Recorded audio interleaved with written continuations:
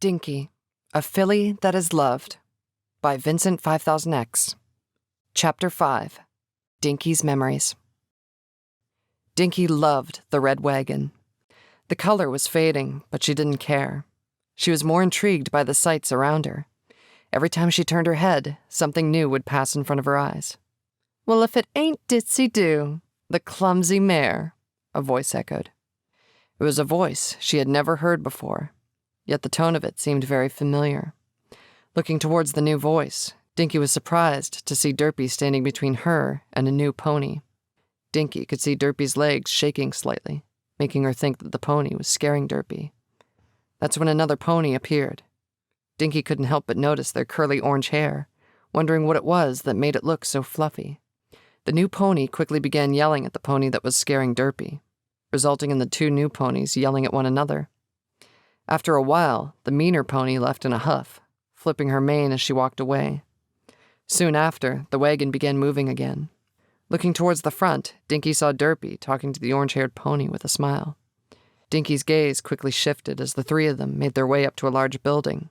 Except for the hospital, it was the biggest building she had ever seen. It was only one floor, but stretched farther than several houses put together. She could see different ponies coming in and out of the building.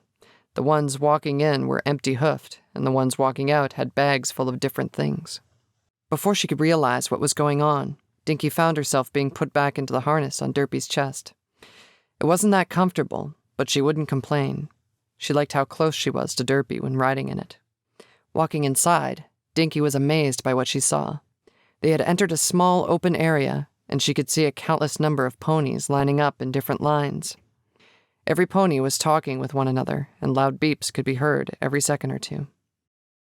"That's horrible," Carrot Top said as she grabbed a nearby shopping cart. "I can't believe some pony would do such a thing." Derpy simply nodded in reply. She had thought enough of the subject and hated having to talk about it, but she had to when she explained everything to her friend. She knew she could count on her for help when she needed it, like how she had already offered to help with the shopping. "I'm telling you, Derpy," Carrot Top said as she made her way down the first aisle. "Once school is over, you should just leave the city and move to my hometown." Then she went on with one of her giant explanations of her hometown, saying how safe and friendly every pony there was, that she would never be bullied, teased, or judged ever again. She even offered Derpy a room to stay in until she could find a place of her own. But Derpy continued to show her hesitation. The city was all she knew, and she couldn't help but wonder if an entire town of ponies could be as nice as Carrot Top said. "Speaking of your hometown," Derpy began, trying to change the subject, "why are you still here in the city? I thought you were going home for the summer." "It's my last summer before I graduate," Carrot Top began with a shrug. "I just wanted to experience it once before I finished school. Nothing too big, just thought it would be fun." Deciding not to bring up the subject again, Derpy turned her attention towards shopping. Luckily, with Carrot Top's help, she was able to find all her regular groceries within 15 minutes. Dinky liked this place. She had felt a little intimidated with all the different ponies at first, but everything around her was so amazing that she didn't care. She didn't know what everything was, but she was surrounded by so many different things. There was even a time when she smelled something very sweet and slightly familiar. Then the group walked into a different kind of place. Dinky quickly noticed several items with ponies that were her size on them.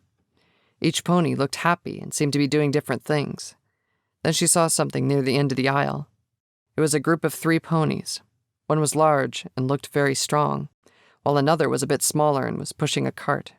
She also noticed that the pony had a horn, like her mother. In the cart sat the 3rd pony. What surprised Dinky the most about this pony was that they were about as small as her. She couldn't help but notice the smallest pony crying. The little pony seemed to be looking towards the pony with a horn.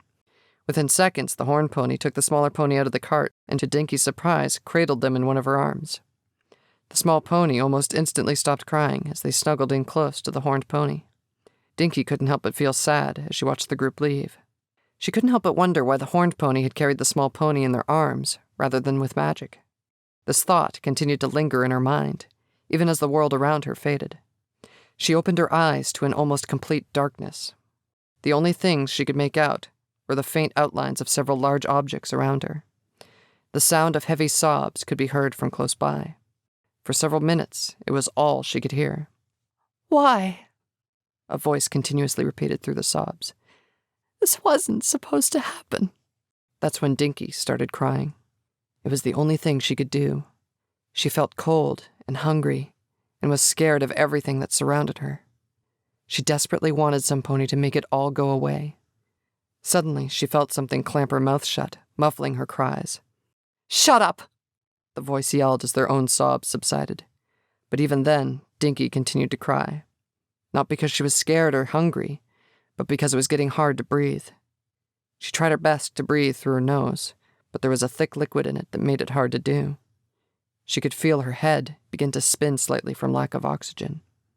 Suddenly, the thing holding her mouth was released, and Dinky could breathe again. Her crying had stopped, and all she wanted to do was breathe in as much air as she could. The pain she felt coming from her lungs made her want to cry again, but before she could even form the first whimper, she felt herself being lifted up. She couldn't tell what it was that held her, only that it felt slightly warm and very tight as it surrounded her whole body. She didn't like how it felt. It was almost too tight for her to take, and she could feel parts of her body numb a bit. Instantly, a large pair of amber-colored eyes flashed in front of her face. They were so captivating and large that she couldn't look away. At first, Dinky liked how they shined in the darkness, but as she continued to look, she began to fear them. "I am not your mother!" "Dinky?" Derpy softly nuzzled the top of the foal's head. She had gone completely still, and if Derpy hadn't been able to hear it, she could have sworn that Dinky wasn't breathing either. "Dinky, are you okay?" Derpy softly said. Carrot Top was waving one of her hoofs in front of Dinky's face, trying to gain the filly's attention. After a few moments, Dinky responded with a soft gurgle and began looking around at her surroundings. "Is she going to be okay?" Carrot Top asked out of concern. Derpy didn't have an answer. She hoped it was only a slight reaction to her surroundings, but all she could do was continue to softly nuzzle Dinky's head out of concern. While Derpy continued this, Carrot Top began putting foal food and formula mix into the cart. Derpy looked up in time to see Carrot Top place 10 jars of foal food in the cart, each featuring carrots as its main ingredient. It only took a stern look for Carrot Top to change out most of the jars with a wider variety. Dinky continued to look around the aisle. She could feel Derpy softly nuzzling the top of her head and was happy she was. It made her feel happy, knowing that Derpy was there and cared for her. Suddenly, something caught her attention. It was a small stand just a few feet away. On it hung several different animal dolls that looked very colorful and were a little smaller than she was. Dinky couldn't help but stare at them in awe. She liked how soft they looked, feeling a sudden urge to grab one and squeeze it tightly. As if in response, Derpy moved over to the stand, close enough for Dinky to get a better look at the different animals. She quickly noticed that there weren't just different animals, but ponies as well. Each looked the same, while representing a different pony. Before Dinky could even touch one, Derpy began to walk away. Dinky didn't complain, but she didn't want to leave the stand just yet. She wanted one of the soft-looking animals. "It should be done within a few days," the customer service representative said to Derpy. With a final nod, he took several filled-out papers from in front of him and walked back through a set of double doors. "Are you sure about that?" Carrot Top asked as they made their way to the cash registers. "It seemed pretty expensive for what it is." "It's fine," Derpy said with a nod. "I want to do this anyways." "Seriously, Derpy, you're way too kind for city life." Carrot Top chuckled, causing Derpy to smile and blush. After a little while, Carrot Top and Derpy finished paying for everything and brought it all back outside. The red wagon exactly where they had left it. It didn't take long to move all the bags into the wagon, but before leaving, Derpy wanted to make sure Dinky had something to eat and drink. Dinky was a little sad seeing the wagon full of bags. There wasn't much room left inside, and she doubted Derpy would let her ride in it. But a sudden feeling of hunger took control. As Derpy brought Dinky to a nearby bench, she couldn't help but notice 2 ponies who were already there. A pony around Derpy's size was holding a pony Dinky's size. Both ponies seemed very happy, as the smallest one drank the bottle they had dry. Again, Dinky began to feel a strange sadness sweep over her as everything around her faded away. She was sitting on the ground with a small bowl in front of her, half filled with a creamy white liquid. Dinky couldn't help but drink as much of it as she could, helping ease the hunger in her stomach. But once it was empty, she began to wish for more, the hunger quickly building back up. Looking up, she found herself alone in an increasing darkness. All she had was the empty bowl in front of her, and the pain of hunger to comfort her. Derpy couldn't help but worry as Dinky sat motionless in front of her. All she had wanted to do was give Dinky something to eat, but no sooner had she set her down, Dinky froze. She was breathing and blinking, but she wasn't responding to anything she was doing. "Dinky?" Derpy softly said as she put down what she was holding and cradled Dinky in her arms. Derpy could feel her shaking slightly and began to fear that she had done something wrong. But just as these thoughts crept into her mind, Dinky began burying herself in Derpy's arms, softly crying. "It's okay," Derpy softly assured, brushing a hoof through Dinky's mane.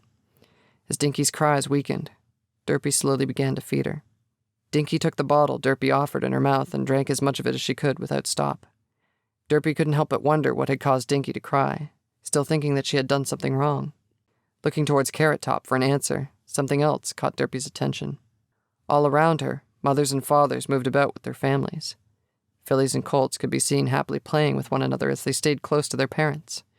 But right on the other side of the bench sat a mother and her foal. Both looked very happy as the foal drank from the bottle. Dinky couldn't understand it.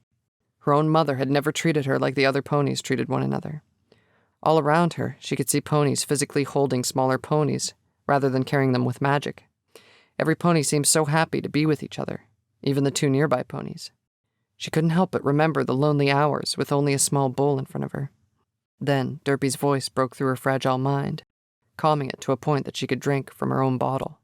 As Dinky began to eat, she could hear the beat of Derpy's heart as it calmed her even more. She couldn't help but wonder why Derpy was being so nice to her. Derpy, the first pony she had ever met besides her mother, was treating her so kindly. She fed her when she was hungry, stayed with her when she felt lonely, and carried her in her arms. There was so much she wanted to know, but as she listened to the rhythmic patterns of Derpy's heartbeat, Dinky could do nothing but slowly fall asleep.